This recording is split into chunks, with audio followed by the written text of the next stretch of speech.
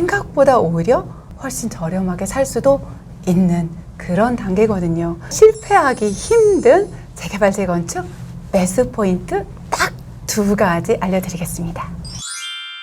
안녕하세요. 제가 이번에 5월 13일 날 2023 서울 머니쇼에서 강의를 했어요.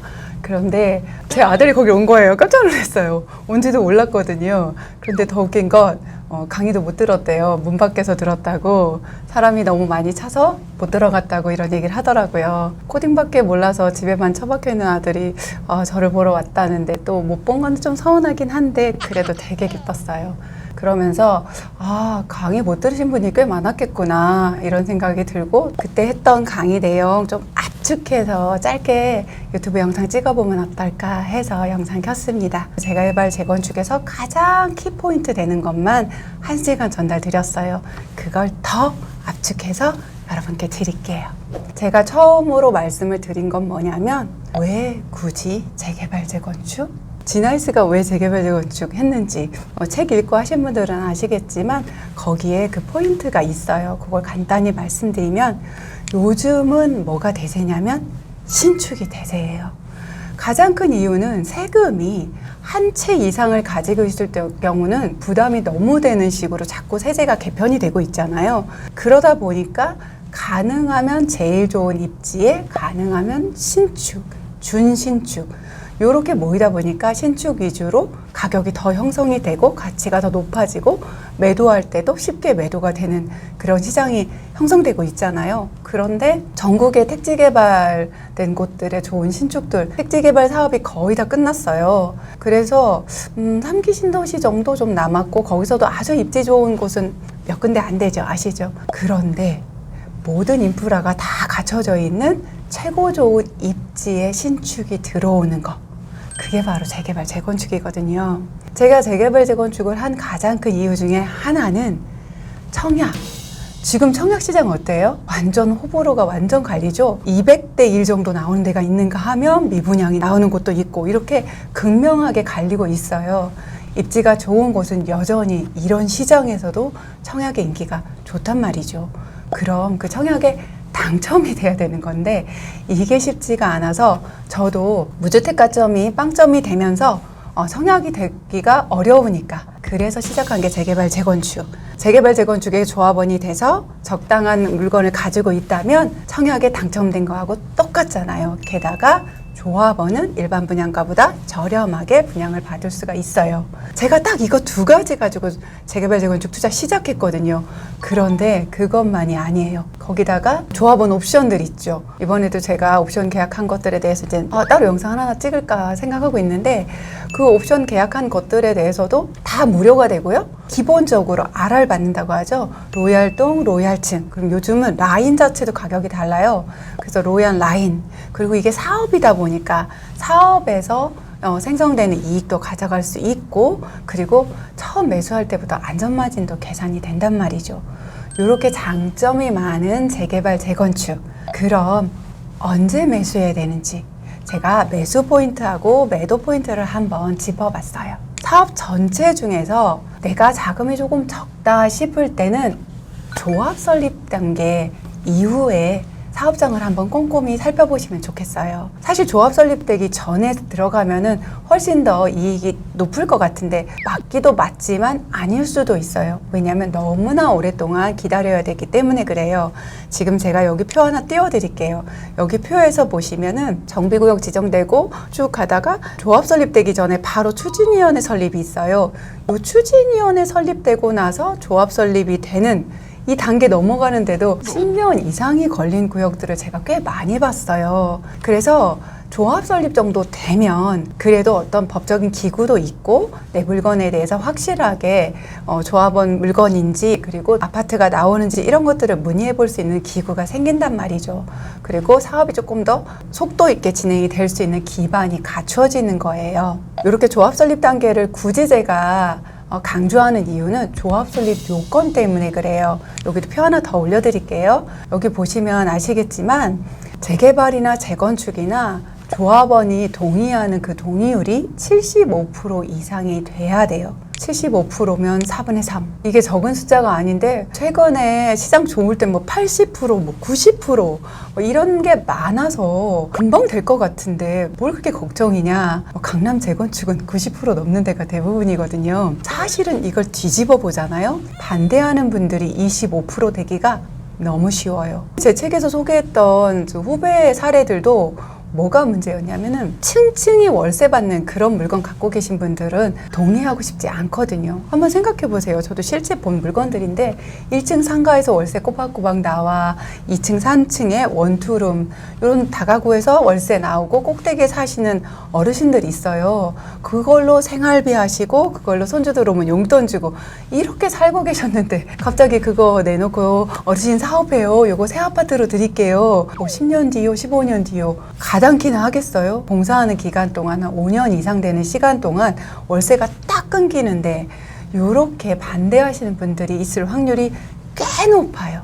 그래서 조합 설립된 곳 이유를 보시는데 조합 설립됐으니까 여기 입지도 좋다 가서 바로 계약? 그것보다는 조합 설립이 됐으면 그럼 앞으로 이게 반대할 세력들이 있을지를 그때도 체크를 해보세요. 지금 말씀드렸던 월세 따박따박 나오는 다가구가 좀 많은지 또 신축 다가구가 좀 있는지 또 종교시설 있잖아요. 좀 규모가 큰 종교시설이 단지 내 한가운데쯤에 있는지 이분들도 사실은 이전하는데 굉장히 좀 어려움을 좀 그분들도 겪고 있고 또 같이 사업하시는 분들은 그분들이 이전하지 않으면 또 사업 진행이 어렵고 이렇게 반대할 확률이 높거든요. 또 하나 확인해야 되는 것들은 상권을 좀 보시는데 상가 건물은 지금은 대부분이 건물이 좀 낡았는지 새 건지 중심부에 있는지 큰지 이런 얘기를 들었는데 상권 같은 경우는 상가가 좀 작아도 쪽 상가들이 쫙 있는데 장사가 정말 잘 된다. 그러면 조금 이런 구역은 조금 안 하시는 게 좋아요. 이분들도 마찬가지예요. 임대인 하시는 분들은 월세 꼬박꼬박 나오는데 굳이 그리고 거기 임차로 들어가 계신 사업하시는 분들도 지금 여기서 장사 잘 되는데 이거 사업 진행하는 거에 대해서 그분들도 반대하실 확률이 되게 높거든요. 이렇게 상가 같은 경우가 장사가 잘 되는지 안 되는지를 쭉 임장을 돌아보시면서 내가 원하는 조합 설립된 구역을 보시면 어떨까 합니다.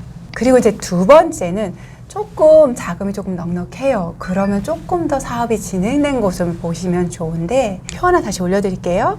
여기 보시면 조합 설립 다음에 큰 게 하나가 사업 시행인가 다음에 이제 종전자산 평가라는 단계가 나와요. 종전자산 평가 단계는 뭐 하냐면 조합원 개개인의 물건 가격을 책정하는 단계예요. 그런데 항상 대부분 다 만족을 못해요. 저도 만족 안 했어요.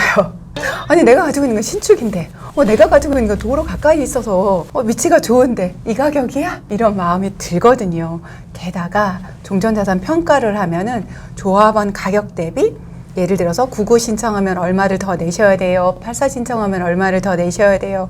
59 신청하면은 조합원 돈을 얼마를 돌려받아요 라든지 정확하게 계산이 돼서 얼마를 내야 될지 환급을 받는지가 통지가 와요. 그러면 아니 내 빌라가 지금 감정평가를 1억밖에 못 받아서 59가 4억짜리인데 이것만 받으려고 해도 3억을 내놔야 된다든지 84를 받으려면 내 거는 물건이 3억이나 하는데도 불구하고 뭐 2억을 내놔야 된다든지 이렇게 계산이 좀 거의 정확하게 되거든요. 그러면 어떤 일이 일어나느냐 10년 전이나 상승장이나 보합장이나 이번에 하락장에 너무 하락이 심해서 이런 일이 안 일어날까 지켜봤는데 또 일어나요. 뭐냐면 실망 매물이라고 해서 내 감정 가격에 실망해서 그냥 파는 게 낫겠다. 프리미엄 받고 팔아야지 하고 우르르 매물이 나온단 말이죠. 시장 원리에 의해서 매물이 이렇게 나와서 매물이 많아지면 어떤 일이 일어날까요? 당연히 가격이 더 내려가요.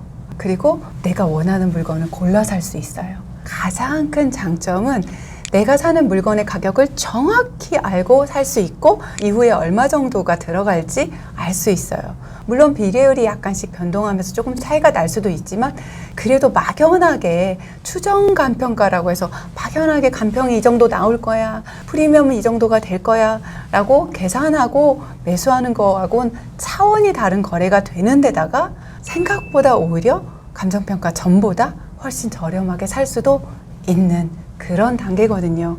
이게 재개발 재건축을 조금 공부해보지 않으신 분들은 잘 모르는 단계예요. 굵직한 단계 속에 숨어 있거든요.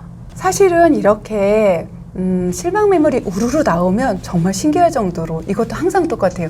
이게 거래가 싹 되잖아요? 그럼 싹 사라져요. 왜냐하면 이때 팔지 않은 분들은 나름대로 자금 계획을 세워서 분양을 받으시기로 결정을 하시는 거거든요. 근데 여기서 실수를 하세요. 아, 그래, 나는 감정평가가 2억이니까 차라리 5구를 받아가지고 한 2억만 더 내면 되네? 그럼 5구를 받을까? 이렇게 정하신다든지. 사실은 요 감정평가 받고 나서 내가 조합원 분양 신청을 어떻게 하느냐에 따라서 프리미엄이 1억, 2억, 3억 내 돈이 확 사라질 수도 있거든요. 이거에 대해서는 제가 자세하게 영상 하나 찍었으니까 여기 링크 올려드릴 테니까 그거 보시면 되고요. 요렇게 매수할 때는 감정평가 나오는 거 기다렸다가 임장 가지 마시고 사업 시행인가 정도 난 곳에는 부지런히 임장을 가보세요. 그러고 소장님 언제쯤 여기 감정평가 하나요? 그때쯤에 다시 한번 올까 해요 라고 말해두면 그 소장님이 바로 전화 주실 거예요. 조금만 앞서서 시장을 가지만 내가 매수하는 포인트는 정확하게 짚고 매수를 하시면 어떨까? 제가 정리를 해봅니다. 오늘 영상 한번 간단하게 정리해 볼게요. 2023 서울 머니쇼에서 지나이스가 정리한 꿀팁. 첫 번째, 왜 재개발 재건축 청약 당첨 이미 되고 일반 분양가보다 더 저렴한 조합원 분양가로 분양받을 수 있으니까. 두 번째, 매수 포인트. 자금이 적을 땐 조합 설립된 구역 보시면 좋고요. 자금이 조금 더 넉넉하면 사업 시행인가 이후 감정평가 하고 나서 우르르 나오는 실망 매물 잡으면 좋다. 그럼 언제 파는지 그건 팔 때 가서 생각하시면 안 돼요. 처음부터 매도 계획을 세워두셔야 돼요. 물론 그대로 안 하는 게 더 좋아서 나중에 수정을 할지라도 매도 계획을 세우셔야 되거든요. 그 매도 포인트에 대해서는 영상 하나 더 찍어 보도록 할게요. 그러니까 좋아요, 구독 눌러주시고 알람 설정 필히 해주세요. 댓글로 이거 외에도 듣고 싶은 얘기들 적어주시면 너무 좋겠습니다. 오늘도 미라클